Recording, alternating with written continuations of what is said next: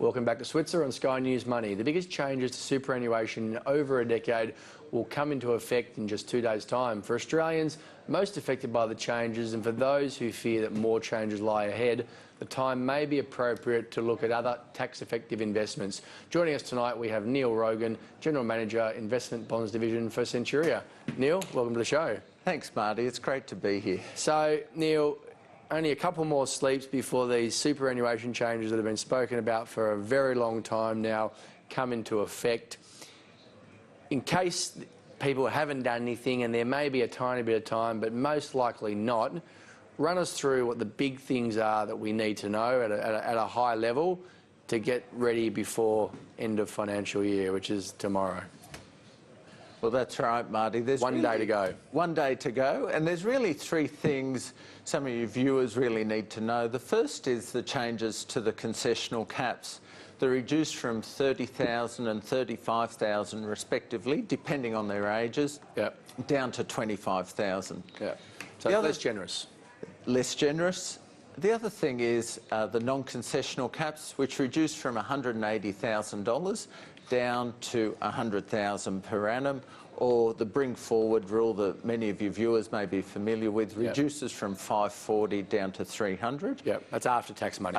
After tax, and then the maximum that you can have in a pension will be $1.6 million in pension phase per person. So 3.2. If you had a self-managed super fund, you could still get $3.2 million in there, which if you, after that there are rules, but it's still good by the rest of the world's standards. Not as good as what we had, but there's still a lot of positives to it. However, for people that have issues with it, there are other alternative structures that they should consider. That's right. For people who'll be locked out of super post 1 July or 2 more sleeps, there are other options that they can look at. They may want to look at, by all means, super is one of the most tax-effective investments anyone could have to save for their retirement.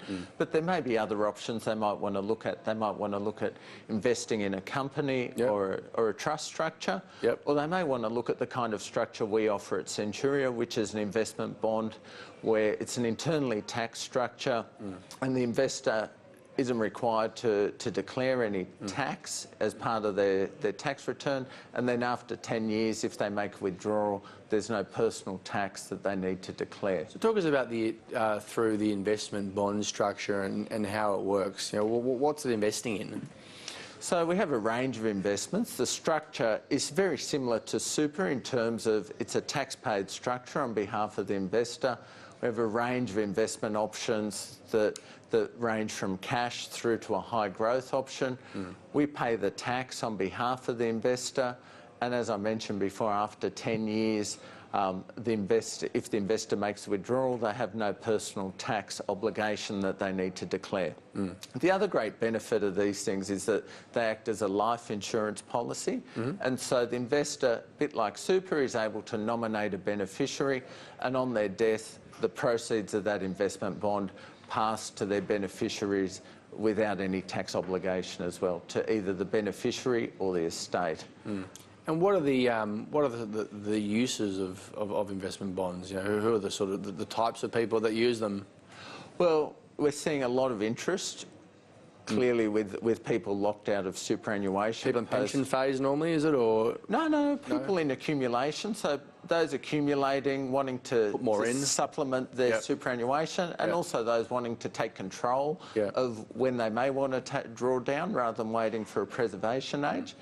Also those wanting to transfer their wealth. In many cases, these days we see many grandparents loving their grandchildren more than their children. That's a common one, I guess.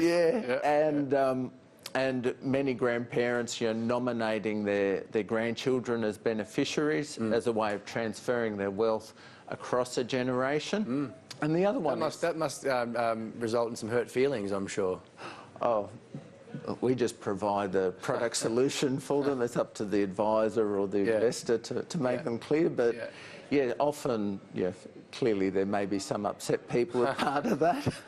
And then the other one, which is a very popular use for these things, is also education savings plans. So So saving for education. And the cost for saving for education these days, depending on whether it's public or private, can vary from $200,000 up to $700,000 for a private school education. Okay, so that's a big one for investing for your kids or your grandkids. These are the sorts of solutions that are out there. Now, I believe you guys have got some information out there to help people with savings. That's right, we do. If you go It's something that people talk about very much, isn't it, in the world of investment? Everyone's always talking about products or investments, but to actually help people with savings is something that most people need help with, don't they? Yeah, and I mean, there's really 5 things your viewers should be aware of. The first thing is really setting the goal and understanding what your goal is. The second thing is really selecting the right kind of structure to help you save for your goal that may be tax beneficial. The third thing is really around getting advice. Yeah. And then putting a plan in place and sticking to it. Yeah. And I think the 5th thing around sticking to it is probably the most important. Yeah, and paying yourself first. Yes, that right. principle from that great book, The Richest Man in Babylon, that talks about taking 10% of your pay, and before you pay anything, or anyone else, just take 10% of that pay every week and bank it, save it, and then it will grow. That's right. The beauty of compounding, particularly with the 10 years and getting it tax paid after 10 years in this kind of structure, something like that, ideal. Neil, thanks for your time. Thank you, Marty.